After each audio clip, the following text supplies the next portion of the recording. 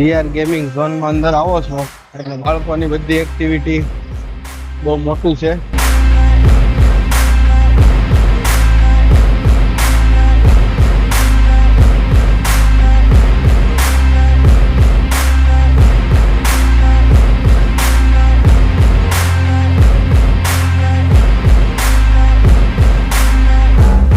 VR bike છે,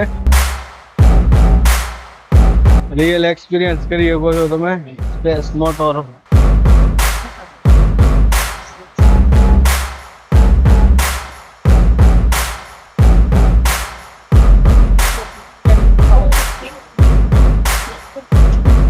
હવે આસ્થા આ ગાડી કરવાની છે. કઈ રીતનો એનો એક્સપિરિયન્સ છે એ જોઈએ. શું કરે છે, રિએક્શન શું આપે છે એ બધું જોઈએ આપણે.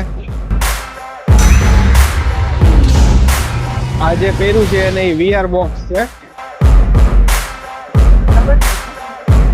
ઉપર જે સ્ક્રીનમાં તમને દેખાય છે એ રીતની રાઈડ થશે.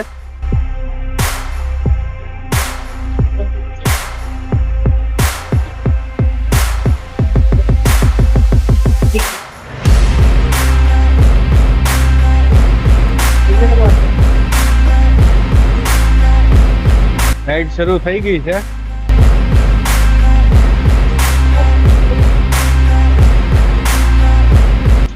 બેન આગળ જાય છે ગાડી લઈને.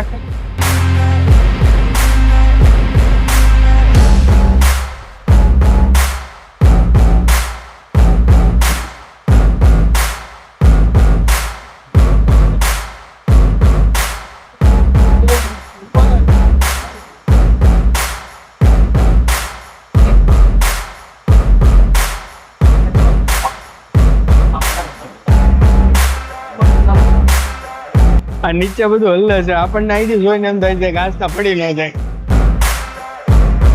હમણાં રાઈડ પૂરી થાય પછી જોઈએ કે શું છે એનો એક્સપિરિયન્સ લઈએ આપણે. જોઈ શકો છો તમે આસ્થાના રિએક્શન.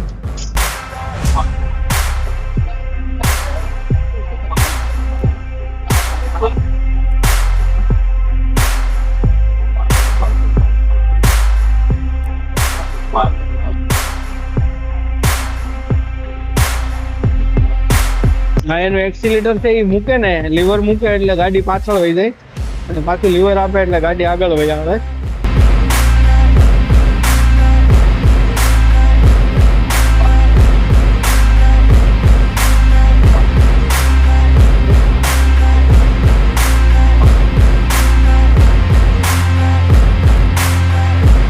આસ્થાબેન ને આમાં કઈ મજા આવી તે પૂછશું આપણે.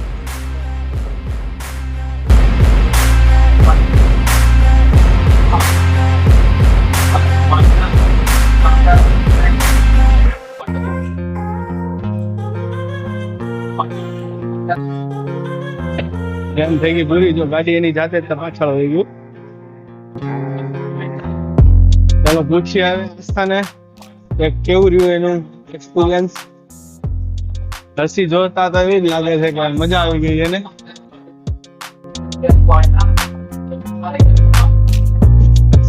પાછું એનો વીઆર ચશ્મા પહેરી લે છે અને આગળનું દેખાવાનું શરૂ થઈ જાય છે. નહીતર અહીંથી અહીંયા સામે ભટકાઈ જાય. એનું વીઆર તો પહેરવું જ પડે એને. આસ્થા, તને મજા આવી? બીક જ લાગતી હતી ખાલી. બીક જ લાગતી હતી નકરી.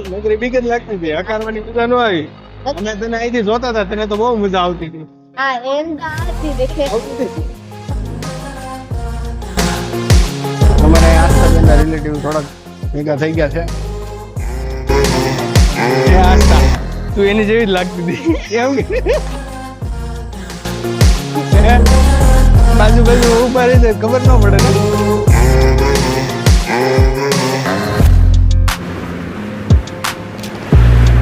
ભાઈ આ છે ગ્લાસ ટાવર.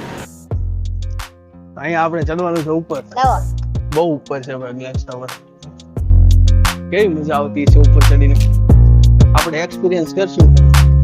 પેલા બાળકોને થોડી એક્ટિવિટી કરાવી દઈએ.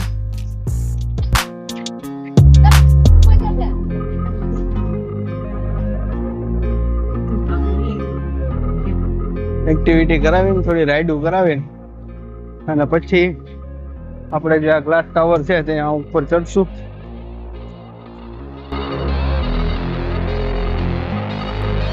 મજા તો આવતી છે ઉપર. જવું પડશે. બાળકોને પૂછીએ અહીંયા જવું છે ઉપર? ક્યાં ગયા?